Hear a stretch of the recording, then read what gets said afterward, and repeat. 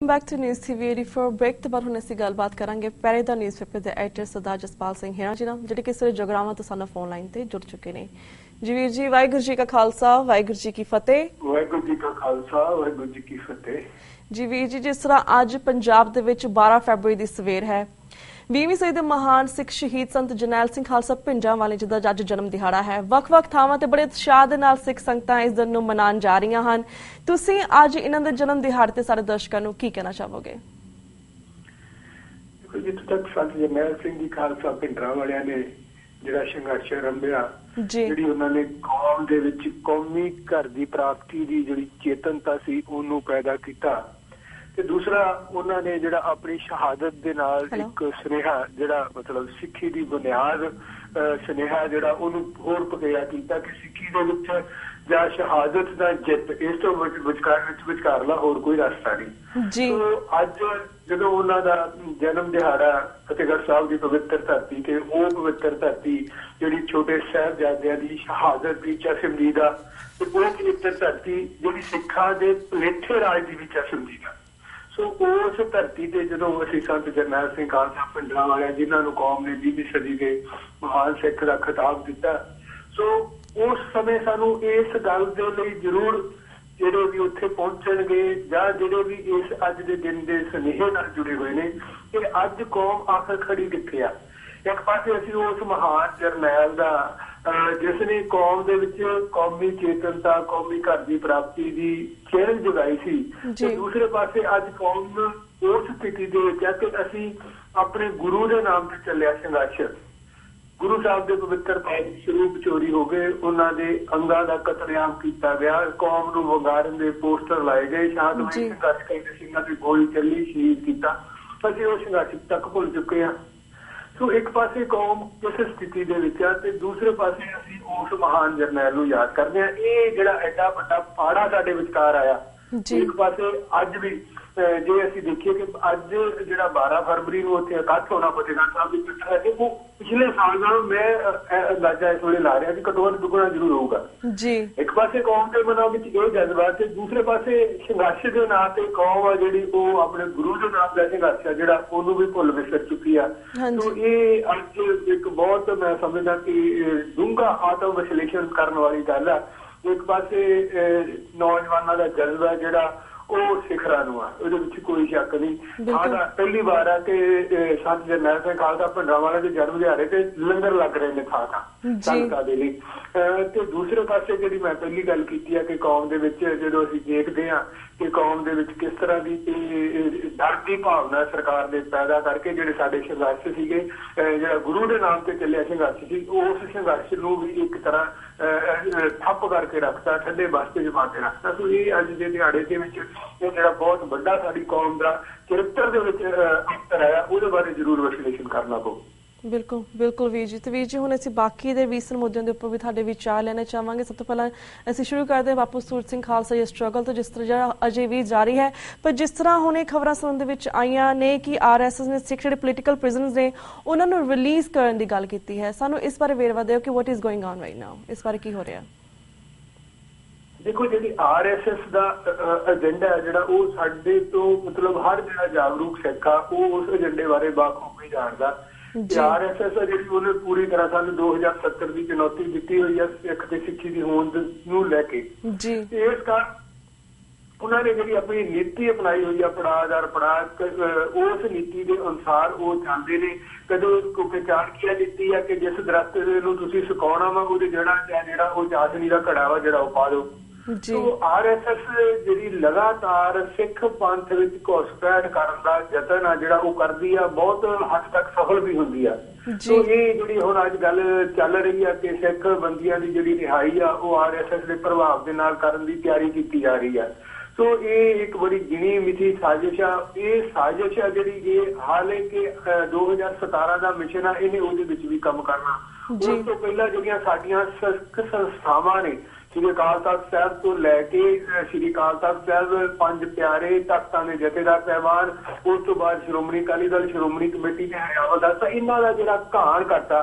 ਸੋ RSS ਚਾਹੁੰਦੀ ਆ ਕਿ ਸਿੱਖ ਆ ਜਿਹੜੇ ਉਹ ਉਸ ਪਾਸੇ ਸੋਚਣ ਹੀ ਨਾ ਕਿ ਉਹ ਸਿੱਖ ਸੰਸਥਾਵਾਂ ਜਿਨ੍ਹਾਂ ਦਾ ਉਹ ਘਾਣ ਕੀਤਾ ਗਿਆ, ਜਿਨ੍ਹਾਂ ਨੂੰ ਖੋਰਾ ਲਾਇਆ ਗਿਆ ਤੇ ਉਹਨਾਂ ਨੂੰ ਦੁਆਰਾ ਉਹਨਾਂ ਦੀ ਬੁਨਿਆਦ ਨੂੰ ਮਜ਼ਬੂਤ ਕੀਤਾ ਜਾ ਸਕੇ। ਸੋ RSS ਨੇ ਇਹ ਜਿਹੜਾ ਇਸ ਪਾਸੇ ਤੁਰੀ ਆ ਕਿ ਸਿੱਖਾਂ ਨੂੰ ਮਤਲਬ ਇੱਕ ਮਿੱਠੇ ਜ਼ਹਿਰ ਦੇ ਨਾਲ ਮਾਰਨ ਵਾਲੀ ਜਿਹੜੀ ਉਹਨੇ ਹੁਣ ਇੱਕ ਸਾਜ਼ਿਸ਼ ਤੇ ਹਥਿਆਰ ਕੱਢਿਆ। ਆਉਣ ਵਾਲੇ ਦਿਨਾਂ 'ਚ ਕਿੱਥੋਂ ਤੱਕ ਸਫਲ ਹੋਊਗਾ ਇਹ ਹਾਲੇ ਵੇਖਣ ਵਾਲੀ ਗੱਲ ਆ। ਪਰੰਤੂ RSS ਆ ਜਿਹੜੀ ਉਹਨੇ ਉਹ ਪੂਰੀ ਤਰ੍ਹਾਂ ਯੋਜਨਾਬੱਧ ਢੰਗ ਦੇ ਨਾਲ ਸ਼ਾਮ ਦਾਮ ਦੰਡ ਭੇਦ ਉਹ ਜਿੰਨੇ ਵੀ ਉਹਨਾਂ ਕੋਲ ਆਪਣੇ ਹਥਿਆਰ ਨੇ ਉਹ ਸਾਰੇ ਵਰਤ ਕੇ ਸਿੱਖੀ ਦੀ ਹੋਂਦ, ਸਿੱਖੀ ਦੀਆਂ ਜੜ੍ਹਾਂ ਵੱਢਣ ਲਈ ਉਹਦੇ ਕੋਲ ਜੋ ਕੁਝ ਵੀ ਹੋ ਸਕਦਾ ਸੰਭਵ ਆ ਉਹ ਕਰਨ ਦੀ ਪੂਰੀ ਤਿਆਰੀ 'ਚ ਹੈ ਤੇ ਉਹ ਕੀਤਾ ਜਾ ਰਿਹਾ। ਓਕੇ ਜੀ, ਤੇ ਵੀਰ ਜਿਸ ਤੋਂ ਪਹਿਲਾਂ ਅਸੀਂ ਗੱਲ ਕੀਤੀ ਸੀ ਸੰਤ ਜਰਨੈਲ ਸਿੰਘ ਖਾਲਸਾ ਪਿੰਡਾਂ ਵਾਲਿਆਂ ਦੇ ਜਨਮ ਦਿਨ ਦੀ, ਸੋ ਇੱਕ ਮੈਂ ਹੋਰ ਰਿਲੇਟਡ ਕੁਐਸਚਨ ਤੁਹਾਡੇ ਕੋਲ ਜਾਣਨਾ ਚਾਹਾਂਗੀ। ਜਿਸ ਤਰ੍ਹਾਂ ਪਿਛਲੇ ਕੁਝ ਦਿਨਾਂ ਤੋਂ ਕਾਫੀ ਪੋਸਟ ਵਾਇਰਲ ਹੋਈਆਂ ਸੀ, ਕਾਫੀ ਪਿਕਚਰਸ ਵਾਇਰਲ ਹੋਈਆਂ ਜਿਸ ਦੇ ਵਿੱਚ ਆਮ ਆਦਮੀ ਪਾਰਟੀ ਦੀਆਂ ਪਿਕਚਰਸ ਲੱਗੀਆਂ ਹੋਈਆਂ ਸੀ, ਆਗੂਆਂ ਦੀ ਪਿਕਚਰਸ ਲੱਗੀਆਂ ਸੀ, ਮੈਂਬਰਾਂ ਦੀ ਪਿਕਚਰਸ ਲੱਗੀਆਂ ਸੀ, ਲਿਖਿਆ ਸੀ ਕਿ ਇਹ ਗੁਰਦੁਆਰੇ ਦੇ ਵਿੱਚ ਜਾ ਕੇ ਸੰਤ ਜਰਨੈਲ ਸਿੰਘ ਖਾਲਸਾ ਪਿੰਡਾਂ ਵਾਲੇ ਜੀ ਦਾ ਜਨਮ ਮਨਾਉਣਗੇ। ਪਰ ਉਸ ਦਿਨ ਤੋਂ ਬਾਅਦ ਜਿਹੜੇ ਇਹਨਾਂ ਦੇ ਆਗੂ ਸੀ ਉਹਨਾਂ ਨੇ ਕਿਹਾ ਕਿ ਅਸੀਂ ਸੱਚ ਪਿਕਚਰ ਰਿਲੀਜ਼ ਨਹੀਂ ਕੀਤੀਆਂ, ਇਹ ਸਾਰੀ ਸ਼ਰਾਰਤੀ ਜਿਹੜੇ ਅਨਸਰਸ ਨੇ ਉਹਨਾਂ ਨੇ ਕੀਤਾ ਹੋਇਆ। ਇਸ ਸਭ ਨੂੰ ਤੁਸੀਂ ਕਿਵੇਂ ਵੇਖਦੇ ਹੋ, ਤੁਸੀਂ ਕੀ ਕਹਿਣਾ ਚਾਹੋਗੇ? ਦੇਖੋ, ਜਿੱਥੋਂ ਤੱਕ ਆਮ ਆਦਮੀ ਪਾਰਟੀ ਦੀ ਨੀਤੀ ਤੇ ਸੋਚ ਵਾਲੀ ਗੱਲ ਆ ਉਸ ਗੱਲ ਨੂੰ ਦੇਖਦਿਆਂ ਇਹ ਲੱਗਦਾ ਕਿ ਬਿਲਕੁਲ ਜਿਹੜੀ ਉਹ ਗੱਲ ਕਹਿ ਰਹੇ ਨੇ ਕਿ ਇਹ ਜਿਹੜੀ ਸ਼ਰਾਰਤ ਕੀਤੀ ਗਈ ਆ ਆਮ ਆਦਮੀ ਪਾਰਟੀ ਨਾਲ, ਕਿਉਂਕਿ ਆਮ ਆਦਮੀ ਪਾਰਟੀ ਆ ਜਿਹੜੀ ਉਹ ਬੜੀ ਸਾਫ਼ ਤੇ ਸਪਸ਼ਟ ਆ ਇਸ ਗੱਲ ਤੇ ਕਿ ਉਹਨੇ ਪੰਜਾਬ ਦੇ ਵਿੱਚ ਸਿੱਖ ਧਰਮ ਦੇ ਕਿਸੇ ਮੁੱਦੇ ਤੇ ਮੂੰਹ ਨਹੀਂ ਖੋਲਣਾ। ਜਿਹਦੇ ਨਾਲ ਆਮੋ ਸਾਹਮਣੇ ਉਹਨਾਂ ਦੇ ਸਾਰੇ ਆਗੂਆਂ ਦੀ ਗੱਲ ਹੋਈ ਆ। ਮੈਂ ਉਹਨਾਂ ਨੂੰ ਕਿਹਾ ਕਿ ਪੰਜਾਬ ਦੇ ਧਾਰਮਿਕ ਮੁੱਦੇ, ਸਿੱਖੀ ਦੇ ਜਿਹੜੇ ਸਿੱਖੀ ਦੀ ਇਹ ਕਰਮ ਭੂਮੀ ਆ ਪੰਜਾਬ ਤੇ ਸਿੱਖੀ ਦੀ ਜਨਮ ਭੂਮੀ ਆ, ਤੁਸੀਂ ਦੱਸੋ। ਉਹ ਕਹਿੰਦੇ ਅਸੀਂ ਕੀ ਲੈਣਾ ਦੇਣਾ, ਸਾਡਾ ਕੋਈ ਸੰਬੰਧ ਨਹੀਂ ਧਰਮ ਨਾਲ। ਉਹ ਇਸ ਗੱਲ ਲਈ ਬੜੇ ਸਾਫ਼ ਨੇ, ਭਾਵੇਂ ਕਿ ਇਸ ਗੱਲ ਦੇ ਬਾਵਜੂਦ ਅਸੀਂ ਉਹਨਾਂ ਦੇ ਮਤਲਬ ਜਿਹੜੇ ਸਾਡੇ ਇਸ ਵੇਲੇ ਸਿੱਖ ਜਿਹਨਾਂ ਦੇ ਮਨ 'ਚ ਸਿੱਖੀ ਪ੍ਰਤੀ ਦਰਦ ਵੀ ਆ, ਪਿਆਰ ਵੀ ਆ, ਭਾਵਨਾ ਵੀ ਆ, ਸੋ ਉਹ ਭਾਵੇਂ ਕਿ ਅੱਜ ਬਿਨਾਂ ਸੋਚੇ ਸਮਝੇ ਉਹਨਾਂ ਦੀ ਕਨਾੜਿਆਂ ਤੇ ਚੜੇ ਹੋਏ ਨੇ, ਮੋਢਿਆਂ ਤੇ ਚੜੇ ਹੋਏ ਨੇ, ਪਰੰਤੂ ਉਹ ਬਿਲਕੁਲ ਇਸ ਗੱਲ ਤੇ ਕਲੀਅਰ ਨੇ। ਤੇ ਅਸੀਂ ਇਹ ਗੱਲ ਵੀ ਬਾਖੂਬੀ ਜਾਣਦੇ ਹਾਂ ਕਿ ਆਖਰ ਨੂੰ ਆਮ ਆਦਮੀ ਪਾਰਟੀ ਦੀ B ਟੀਮ ਕੀ ਗਈ ਆ। ਸੋ ਉਹਨਾਂ ਵੱਲੋਂ ਇਸ ਤਰ੍ਹਾਂ ਦੀ ਕੋਈ ਗੱਲ ਕਰਨੀ ਕਿ ਉਹ ਸੰਤ ਜਰਨੈਲ ਸਿੰਘ ਖਾਲਸਾ ਭਿੰਡਰਾਂ ਵਾਲਿਆਂ ਦਾ ਜਨਮ ਦਿਹਾੜਾ ਮਨਾਉਣਗੇ, ਬਿਲਕੁਲ ਮਤਲਬ ਸੋਚ ਤੋਂ ਪਰੇ ਵਾਲੀ ਗੱਲ ਆ। ਤੇ ਉਹਨਾਂ ਨੇ ਬਿਲਕੁਲ ਉਸ ਗੱਲ ਨੂੰ ਸਾਫ਼ ਵੀ ਕਰ ਦਿੱਤਾ ਕਿ ਸਾਡਾ ਇਸ ਗੱਲ ਨਾਲ ਕੋਈ ਲੈਣਾ ਦੇਣਾ ਨਹੀਂ ਹੈ, ਕਿਉਂਕਿ ਇਸ ਵੇਲੇ ਜਿਹੜੀ ਪੰਜਾਬ ਦੇ ਵਿੱਚ ਸਥਿਤੀ ਬਣੀ ਹੋਈ ਆ ਉਹਦੇ ਵਿੱਚ ਕਿਉਂਕਿ ਆਮ ਆਦਮੀ ਪਾਰਟੀ ਵੀ ਇਸ ਗੱਲ ਨੂੰ ਸੋਚਦੀ ਆ ਕਿ ਜਿਹੜੀ ਪੇਂਡੂ ਵੋਟ ਆ, ਸਿੱਖ ਵੋਟ ਆ ਜਿਹੜੀ ਉਹ 3 ਹਿੱਸਿਆਂ 'ਚ ਵੰਡੀ ਜਾਣੀ ਆ ਤੇ ਉਹਦੀ ਟੇਕ ਆ ਜਿਹੜੀ ਉਹ ਮੁੜ ਕੇ ਫਿਰ ਹਿੰਦੂ ਵੋਟ ਤੇ ਜਾਂਦੀ ਆ। ਤੇ ਜਿਹੜੀ ਪਾਰਟੀ ਹਿੰਦੂ ਵੋਟ ਦੀ ਟੇਕ ਤੇ ਪੰਜਾਬ ਤੇ ਰਾਜ ਭਾਗ ਸਾਬਤ ਕਰਨ ਦੀ ਸੋਚ ਰਹੀ ਆ ਤੇ ਉਸ ਪਾਰਟੀ ਵੱਲੋਂ ਮੈਨੂੰ ਲੱਗਦਾ ਕਿ ਇਸ ਤਰ੍ਹਾਂ ਦੀ ਗੱਲ ਸ਼ਾਇਦ ਉਹ ਨਹੀਂ, ਪਰੰਤੂ ਆਮ ਆਦਮੀ ਪਾਰਟੀ ਚ ਜਿਹੜੇ ਸਿੱਖ ਸੋਚ ਵਾਲੇ ਬੰਦੇ ਗਏ ਨੇ ਉਹਨਾਂ ਦੇ ਮਨ ਚ ਜ਼ਰੂਰ ਆ ਕਿ ਆਮ ਆਦਮੀ ਪਾਰਟੀ ਆ ਜਿਹੜੀ ਉਹ ਸਿੱਖਾਂ ਦੀ ਗੱਲ ਕਰੇ, ਪਰੰਤੂ ਆਮ ਆਦਮੀ ਪਾਰਟੀ ਨੇ ਮਤਲਬ ਇਹ ਸਾਫ਼ ਤੇ ਸਪਸ਼ਟ ਕੀਤਾ ਹੋਇਆ ਕਿ ਉਹਨੇ ਧਰਮ ਦੀ ਰਾਜਨੀਤੀ ਨਹੀਂ ਕਰਨੀ, ਭਾਵੇਂ ਕਿ ਆਉਣ ਵਾਲੇ ਦਿਨਾਂ 'ਚ ਜੇ ਉਹਦੀ ਸਰਕਾਰ ਬਣਦੀ ਆ ਉਸ ਤੋਂ ਬਾਅਦ ਸ਼੍ਰੋਮਣੀ ਕਮੇਟੀ ਦੇ ਕਬਜ਼ੇ ਲਈ ਵੀ ਅੱਜ ਤੋਂ ਹੀ ਕੋਸ਼ਿਸ਼ਾਂ ਨੇ ਜਿਹੜੀਆਂ ਉਹ ਕੀਤੀਆਂ ਜਾ ਰਹੀਆਂ ਨੇ ਅੰਦਰ ਖਾਤੇ। ਸੋ ਇਹ ਜਿਹੜਾ ਮਤਲਬ ਉਹਨਾਂ ਦਾ 2 ਤਰ੍ਹਾਂ ਦਾ ਚਿਹਰਾ ਵਾ ਜਿਹੜਾ ਉਹ ਇਸ ਮੁੱਦੇ ਤੇ ਵੀ ਸਾਡੇ ਸਾਹਮਣੇ ਆ ਰਿਹਾ। ਪਰ ਜਿਹੜਾ ਸਾਡਾ ਇਹ ਤੁਸੀਂ ਸਵਾਲ ਕੀਤਾ ਉਹ ਮੈਂ ਮਤਲਬ ਇਸ ਗੱਲ 'ਚ ਸਹਿਮਤ ਆ ਕਿ ਇਹ ਸ਼ਰਾਰਤ ਕੀਤੀ ਗਈ ਆ ਤੇ ਆਮ ਆਦਮੀ ਪਾਰਟੀ ਆ ਜਿਹੜੀ ਉਹਨੂੰ ਉਹਨਾਂ ਨੇ ਇਸ ਮੁੱਦੇ ਤੇ ਚਰਾਹੇ ਤੇ ਲਿਆ ਕੇ ਖੜਾ ਕੀਤਾ ਕਿ ਸਿੱਖ ਮੁੱਦਿਆਂ ਤੇ ਦੱਸੋ ਤੁਹਾਡਾ ਸਪਸ਼ਟ ਸਟੈਂਡ ਕੀ ਆ, ਤੇ ਆਮ ਆਦਮੀ ਪਾਰਟੀ ਨੂੰ ਸਾਫ਼ ਕਰਦਾ ਕਿ ਉਹ ਸਿੱਖ ਮੁੱਦਿਆਂ ਤੇ ਕੋਈ ਵੀ ਸਟੈਂਡ ਲੈਣ ਲਈ ਤਿਆਰ ਨਹੀਂ।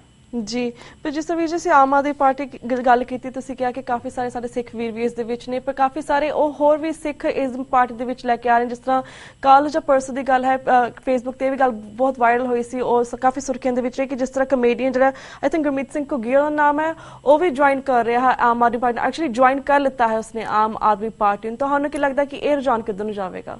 What do you think?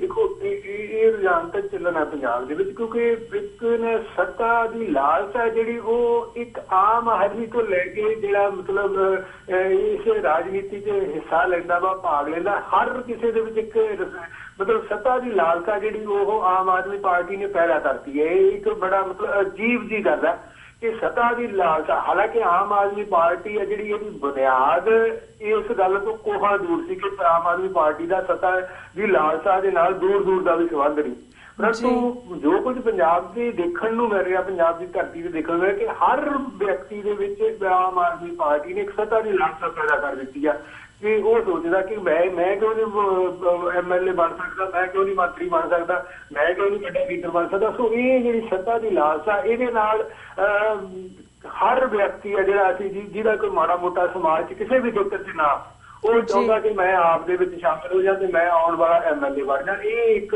ਮਤਲਬ ਅਜੀਬ ਜਿਹਾ ਮਤਲਬ ਦੌੜ ਤੇ ਹੋੜ ਅਸੀਂ ਕਹਿ ਸਕਦੇ ਹਾਂ ਕਿ ਪੰਜਾਬ 'ਚ ਲੱਗ ਗਈ ਆ। ਉਹਦੇ ਵਿੱਚ ਚਾਹੇ ਉਹ ਘੁੱਗੀ ਆ, ਚਾਹੇ ਹੋਰ ਆਉਣ ਵਾਲੇ ਸਮੇਂ ਦੇ ਵਿੱਚ ਤੁਸੀਂ ਦੇਖੋਗੇ, ਚਾਹੇ ਉਹ ਗਾਇਕ ਕਲਾਕਾਰ ਨੇ ਤੇ ਚਾਹੇ ਉਹ ਵੱਖੋ ਵੱਖਰੇ ਖੇਤਰਾਂ ਦੇ ਹੋਰ ਮਾਹਰ ਨੇ ਜਿਨ੍ਹਾਂ ਦਾ ਮਾੜਾ ਮੋਟਾ ਨਾਮ ਆ ਸਮਾਜ 'ਚ, ਉਹਨਾਂ ਦੇ ਵਿੱਚ ਇੱਕ ਇਸ ਤਰ੍ਹਾਂ ਦੀ ਮਤਲਬ ਸੋਚ ਆ ਜਿਹੜੀ ਪ੍ਰਬਲ ਹੋ ਰਹੀ ਹੈ ਕਿ ਜਲਦੀ ਤੋਂ ਜਲਦੀ ਆਮ ਆਦਮੀ ਪਾਰਟੀ 'ਚ ਸ਼ਾਮਿਲ ਹੋਇਆ ਜਾਵੇ।